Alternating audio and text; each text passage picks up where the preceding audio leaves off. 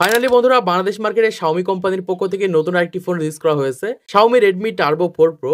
এই ফোনটি যদি বর্তমান সময়ে আপনি কিনতে চান তাহলে আজকের এই ভিডিওটা আপনার জন্য খুবই গুরুত্বপূর্ণ। আজকে আমরা এই ফোনের এমন কিছু খারাপ দিক তুলে ধরার চেষ্টা করব এবং একই সাথে এই ফোনের ফুল স্পেসিফিকেশন সম্পর্কে ধারণা দেওয়ার চেষ্টা করব। এই ফোনটি বর্তমান সময়ে বাংলাদেশ মার্কেটে আমরা তিনটা ভেরিয়েন্টে পেয়ে যাচ্ছি।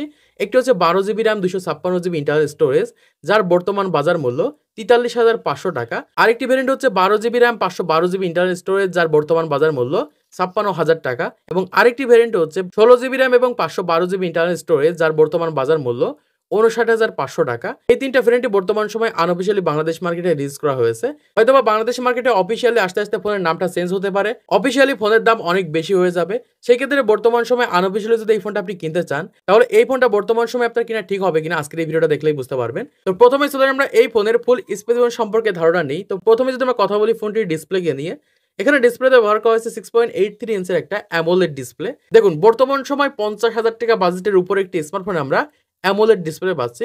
এর অর্ধেক দামে কিন্তু আমরা সুপার অ্যামোলেড ডিসপ্লে দেখতে পাই। কিন্তু এই দিক থেকে Xiaomiর এই নতুন স্মার্টফোনটি বর্তমান সময় অ্যামোলেড ডিসপ্লে দ্বারা তৈরি করা হয়েছে এবং একই সাথে ফুল এইচডি প্লাস রেজোলিউশন এবং এই ডিসপ্লেতে আমরা 120 হার্টজের রিফ্রেশ রেট দেখতে পাচ্ছি। এবং একই সাথে এই ডিসপ্লে যদি আমরা ব্রাইটনেস নিয়ে কথা বলি, এখানে আমরা 3200 নিটস ব্রাইটনেস পেয়ে যাচ্ছি।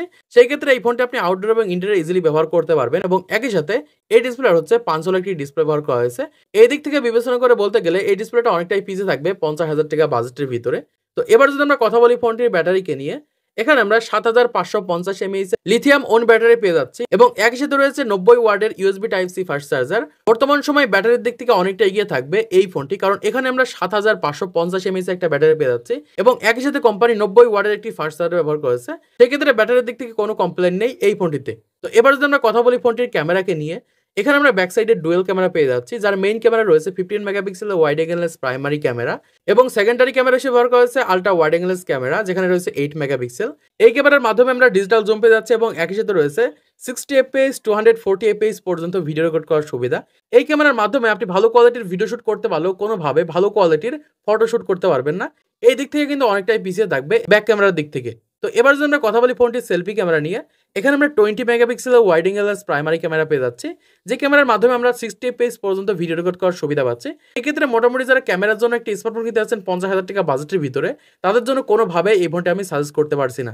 তো এবার যদি আমরা কথা বলি ফোনটির ডিজাইনকে নিয়ে, এখানে আমরা ওয়েট হিসেবে দেখতে পাচ্ছি ফোনটি ১১৯ গ্রাম এবং একই সাথে এই ফোনে আমরা আইপি রেটিং এর সাপোর্ট দেখতে পাচ্ছি, যেখানে রয়েছে IP68। বর্তমান সময় দেখা যাবে সিটে ফোটা পানি অথবা ধুলাবালি লাগলে কোনো প্রবলেম হবে না। এবং একই সাথে এই ফোনটির আমরা ব্যাক সাইডে এবং ফ্রন্ট সাইডে গ্লাস দেখতে পাচ্ছি। সেই ক্ষেত্রে দেখা যাবে ফোনটা হাত থেকে পড়ে গেলে ভেঙে যাওয়ার সম্ভাবনা রয়েছে, যেহেতু ব্যাক সাইডে গ্লাস ব্যবহার করা হয়েছে। এবং একই সাথে এই ফোনটা আমরা কয়েকটি কালারে দেখতে পাচ্ছি, একটি রয়েছে ব্ল্যাক কালার, আরেকটি রয়েছে হোয়াইট গ্রিন কালার এবং আরো একটি কালার ব্যবহার করা হয়েছে। মোটামুটি এই তিনটা কালার কিন্তু ফোনগুলোকে আমরা দেখতে পাচ্ছি। সেই ক্ষেত্রে মোটামুটি বলা যায় যে ডিজাইনের দিক থেকে অনেকটা এগিয়ে থাকবে এই বাজেটের ভিতরে। তো এবার যদি আমরা কথা বলি ফোনটির হাইলাইটেড বিষয় প্রসেসরকে নিয়ে, এখানে আমরা স্ন্যাপড্রাগনের একটি প্রসেসর দেখতে পাচ্ছি। কোয়ালকম স্ন্যাপড্রাগন 8s Gen 4 প্রসেসরটি ব্যবহার করা হয়েছে। এই প্রসেসরটি ফার্স্ট আমরা এই ফোনেই দেখতে পেলাম। সেই ক্ষেত্রে এই প্রসেসরটির মাধ্যমে ভালো কোয়ালিটির গেম প্লে করতে পারবেন, যে কোনো কাজগুলোকে ইজিলি আপনারা রান করাতে পারবেন। এই প্রসেসরটি আমরা অক্টাকোরের সাথে দেখতে পাচ্ছি এবং রয়েছে 4 ন্যানোমিটার। সেই ক্ষেত্রে মোটামুটি এই ফোনের মাধ্যমে যে কোনো ধরনের হেভি কাজগুলো করতে পারবেন, যে কোনো ধরনের গেমগুলোকে স্মুথলি আপনারা কিন্তু রান করাতে পারবেন। এবং একই সাথে এই ফোনটি আমরা অ্যান্ড্রয়েড 15 সাথে দেখতে পাচ্ছি। সেই ক্ষেত্রে প্রসেসরের দিক থেকে এই বাজেটের ভিতরে অনেকটা এগিয়ে থাকবে। এবং একই সাথে এই ফোনের আরও কিছু খারাপ দিক রয়েছে, সেগুলো আপনাদের সামনে তুলে ধরার চেষ্টা করছি। প্রথমে হচ্ছে এই ফোনে আমরা কোনো প্রকার এক্সটার্নাল মেমোরি কার্ড ব্যবহার করতে পারবো না। দ্বিতীয় প্রবলেম হচ্ছে এই ফোনে কোনো প্রকার অ্যানালগ হেডফোন বা ইয়ারফোন কিন্তু আপনারা ব্যবহার করতে পারবেন না। তৃতীয় যে প্রবলেম রয়েছে সেটা হচ্ছে MIUI প্রবলেম। আমরা প্রত্যেকেই জানি Xiaomiর প্রত্যেকটা স্মার্টফোনে কিন্তু বাগ ইস্যুর বিভিন্ন ধরনের প্রবলেম দেখা যায়। সেই দিক থেকে দেখা যায় এই ফোনটি অনেকটাই পিছিয়ে থাকে এই বাজেটের ভিতরে। তো এবার চলুন আমরা দেখে দিই এই ফোনের ভালো দিক এবং খারাপ দিক কোনগুলো রয়েছে।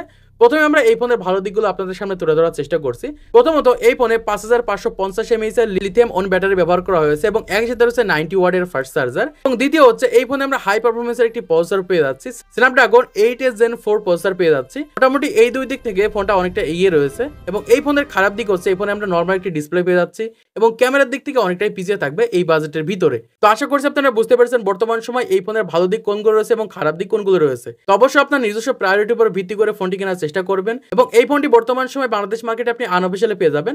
সেই দিক থেকে বিবেচনা করে বলতে গেলে এই ফোনের অনেক খারাপ দিক রয়েছে এবং একই সাথে এই ফোনটি কিন্তু বর্তমান সময় এখনো বাংলাদেশ মার্কেটে রিলিজ হয়নি।